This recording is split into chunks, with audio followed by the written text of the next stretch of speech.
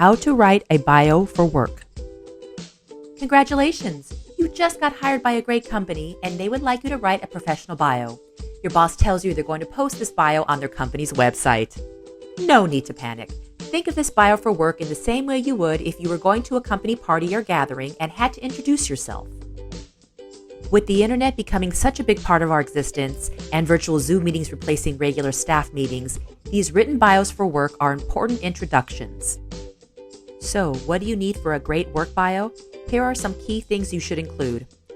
Job title, name of company, job duties, achievements and awards, education, hobbies and passions, and if you have family, kids, and pets.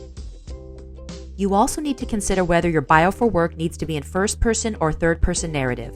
The voice of the bio for work will depend on your company's requirements and the tone of the company's website or marketing materials. Remember, you are an entire person, meaning you work and play. Your bio for work should include something unique to you.